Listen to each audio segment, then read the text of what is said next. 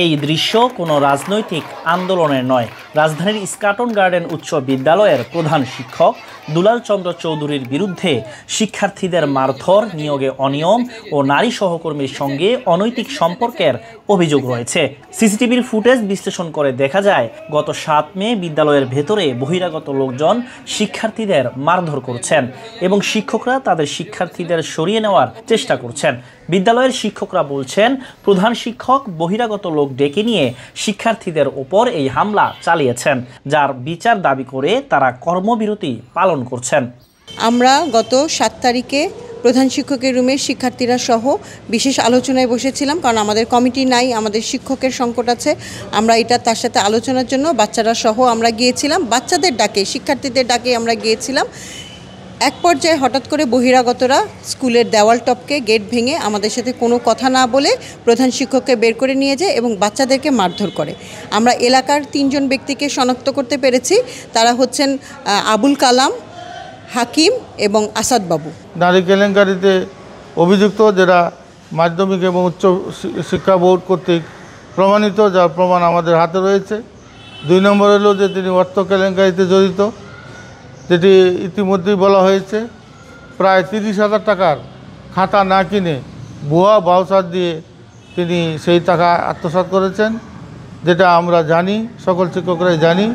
এই অনিয়মের কারণে আমরা সকল শিক্ষক, এমপিভুক্ত সকল শিক্ষক একমত যে আমরা এই শিক্ষকের কাছ থেকে এটা আমরা প্রত্যাশা করি না। যেহেতু আমাদের সামনে আর করার কিছু নাই, যার কারণে গত 7 তারিখে যে ঘটনাটা ঘটানো হয়েছে, একজন শিক্ষক হিসেবে এটা একটা নৈতিকতা বিবর্জিত ঘটনা। যে যদি আপনি প্রধান শিক্ষকই না হবেন, তাহলে আপনার কাছে যদি আমাদের নিরাপত্তা না থাকে, আমাদের বাচ্চাদের যদি নিরাপত্তা না থাকে, তাহলে আমি মনে করি যে আপনি নৈতিকতা হারিয়েছেন এই পদে থাকার জন্য। এই দ্বন্দ্ব নিরসনের জন্য আমাদের শিক্ষক পক্ষ থেকে আমরা সবাই চেষ্টা করছি, কিন্তু বারবার ব্যর্থ হচ্ছি। তো এইখান থেকে আমরা পরিত্রাণ পাওয়ার অনেক চেষ্টা করেও পাচ্ছি না।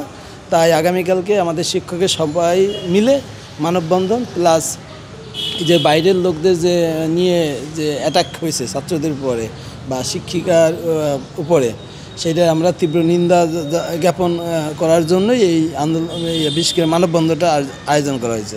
দেশ জুড়ে তোলপাড় ওয়ালটন ফ্রিজ কিনে আপনিও হয়ে যেতে পারেন মিলেনিয়ার।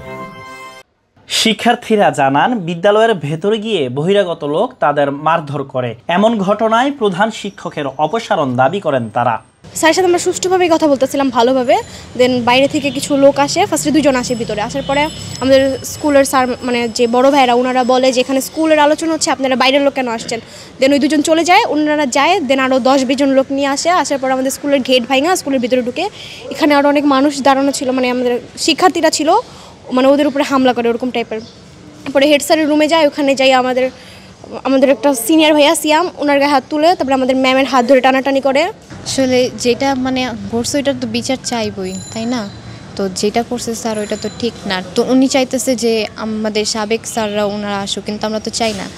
ওনারা যে কাজগুলো করছে আমরা তো চাই না ওই কাজগুলো আমরা করি।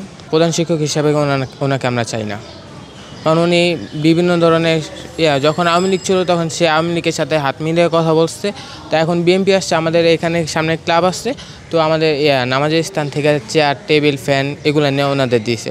ওগুলো নিয়ে আসছে আমরা। এর পরের দিন আমাদের বাসায় ফোন দিয়ে বলে যে ওর নামে মামলা হয়েছে, ওর নামে মামলা হয়েছে। তো বিভিন্ন ধরনের কথা বলছে। এখন আমরা চাই আমাদের স্কুলে একটা ভালো একজন শিক্ষক আসুক, ভালো একজন হেড স্যার আসুক, যিনি আমাদের স্কুলে সুন্দরভাবে পরিচালনা করতে পারবে এবং আমাদের ভবিষ্যৎ গড়ে দিতে পারবে। সব অভিযোগের বিষয়ে জানতে চাইলে বিদ্যালয়ের প্রধান শিক্ষক বলেন, তার বিরুদ্ধে আনীত অভিযোগের সত্যতা নেই, বরং তাকে হেয় প্রতিপন্ন এবং সম্মানহানি করছে শিক্ষকরা। তিনি বলেন, বাংলাদেশে শিক্ষকদের মধ্যে যত মব জাস্টিস হচ্ছে, তারা নিজেরাই নিজেদের ভেতর থেকে উস্কে দিচ্ছেন। শিক্ষার্থীদের যে কথাগুলো বলছে সম্পূর্ণ মিথ্যে। আমি এখানেই বসেছিলাম, আমি বহির্গত কাউকে আনিনি। প্রেক্ষাপটটা বিশ্বের বললে আপনি বলতে পারবেন। আর কী ঘটনা ঘটছে, আমাদের সিসিটিভি ফুটেজ আছে, সেটাকে লুকানোর কাজে আমার এখানে এখনও আছে।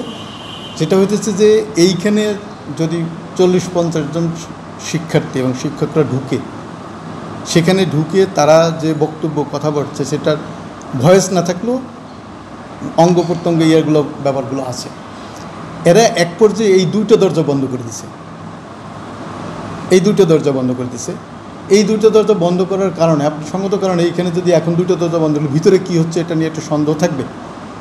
এটা বন্ধ করার পরে এবং ছুটির ঘন্টা হয়ে গেছে, এই সময় কিছু গার্জিয়ান যারা ছোট ক্লাসের বাচ্চাদেরকে নিতে আসে, তারা নিতে আসছে, আসার পরে এই বিষয়গুলোতে যখন মানে কথা হচ্ছে দরজা বন্ধ থাকছে, তখন ওরা 2 জন গার্জিয়ান ঢুকে পড়ছে ঢাকাতে। কী হয়েছে তখন আবার এইখান থেকে ছাত্ররা এবং টিচাররা বলছে আপনারা বাইরের থেকে কেন আসছেন? তখন বলছে আমি তো বাইরের আমার ভাগ্নি নিতে আসছি। কেউ বলছে আমি এক্স স্টুডেন্ট, 2 জন ঢুকছিল।